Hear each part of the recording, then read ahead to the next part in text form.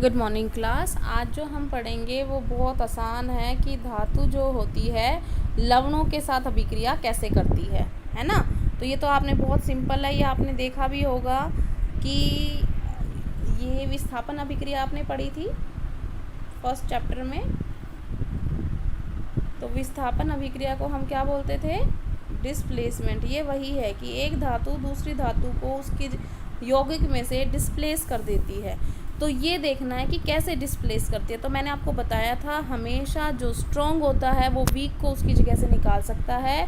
Week जो होता है, कमज़ोर जो होगा, जब कम सक्रिय, जिसकी सक्रियता कम होगी वो उसको बाहर नहीं निकाल सकता, ज़्यादा सक्रिय को उसके जगह से। ठीक है ना। तो यहाँ पर क्या हुआ है कि एक धातु जो होगी दूसरी धातु के लवण या विलयन के साथ अभिक्रिया करेगी। अगर वो धातु ए ज़्यादा अभिक्रियाशील हुई तो वो उसको उसकी जगह से निकाल देगी और क्या बना देगी? अपना लवण या अपना विलयन जो भी होगा वो बना देगी और उस धातु को बाहर निकाल देगी। ठीक है ना। इसे हम कहते हैं विस्थापन अभिक्रिया। जैसा कि आप इस डायग्राम में देख पा रहे हो, यहाँ पर क्या किया गया है, यहाँ पर ये दिखाया गया है कि नीला सॉल्यूशन जो है, ये नीला सॉल्यूशन कॉपर सल्फेट का सॉल्यूशन है। किसका है? कॉपर सल्फेट का। उसमें एक कील डाल दी गई।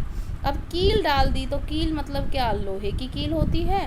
अब लोहा जो होता है बताओ कम सक्रिय होता है कि ज़्यादा सक्रिय होता है धातु से? उसके लिए आपको सक्रियता श्रेणी याद करवाई थी।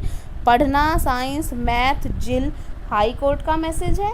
जिल के अंदर जो आई आया है वो आयरन है और हाई कोर्ट में जो सी आएगा वो कॉपर है। तो आयरन जो है वो ज़्यादा पहले आया था तो इसका मतलब वो ज़्यादा अभिक्रियाशील है। इसका मतलब इसको इसकी जगह से निकाल सकता है। समझ में आ गया? इसका मतलब क्या होगा? जो FeSO4 है, जो कॉपर सल्फेट था, वो अब क्या बन जाएगा? FeSO4 प्लस कॉपर क्या निकल जाएगा? बाहर निकल जाएगा। ठीक है ना। तो आप देख पा रहे हैं ये जो कील है ये बाहर निकाल के दिखाई है ना। तो देखो अभिक्रिया हुई है, इस वजह से इसके ऊपर देखो कैसे ब्राउन ब्राउन कवरिंग लगी हुई है। और दूसरा, अगर ज़्यादा मात्रा में हमने कीले डाली होती तो विलयन जो नीला रंग छोड़ के किस पे आ जाता? हल्के हल्के हरे रंग पे आ जाता। ठीक है। इसका मतलब अपना जो नीला कलर है वो बदल लेता। इसका मतलब विलयन ने अभिक्रिया की है और उसके अंदर विस्थापन अभिक्रिया हुई है। अब यहाँ पर देखो, यहाँ पर इसने क्या लिया है? Iron sulphate. आयरन सल्फेट मतलब FeSO4 और किसके साथ रिएक्शन करवाई है? कॉपर के साथ। तो अब बताओ क्या कॉपर की जो तार है उसको कुछ प्रभाव पड़ेगा? नहीं। क्यों नहीं पड़ेगा? कोई अभिक्रिया नहीं होगी क्योंकि कॉपर जो है इसको नहीं निकाल सकता, क्योंकि कॉपर कम अभिक्रियाशील धातु होती है। बात समझ में आ गई कि पहली परख नली में अभिक्रिया हुई है और दूसरी में अभिक्रिया नहीं हुई है। ठीक है। इस वजह से हम ये कह सकते हैं कि ज़्यादा अभिक्रियाशील धातु ही कम अभिक्रिया को अपनी जगह से निकाल सकती है। अब जो हमारा पढ़ना साइंस मैथ है वो वाली आ गई है सीरीज़, जिस सीरीज़ को हम क्या बोलते हैं?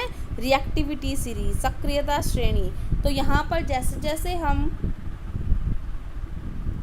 नीचे जाते जाएंगे सक्रियता घटती जाएगी, इसीलिए इसको हम क्या कहते हैं? सक्रियता श्रेणी, रिएक्टिविटी सीरीज। ठीक है ना। तो कैसे याद करनी बताई थी? याद है ना आपको कैसे बताई थी? शुरुआत करते हैं। देखो पोटेशियम, पोटेशियम से क्या हो गया? पढ़ना। फिर आया था हमारा साइंस, सोडियम और कैल्शियम। मैथ MA मैथ और जिल ZIL जिल और हाई कोर्ट का और आगे आएगा मैसेज। ये देखो मरकरी सिल्वर और गोल्ड। मरकरी सिल्वर से S और G गोल्ड।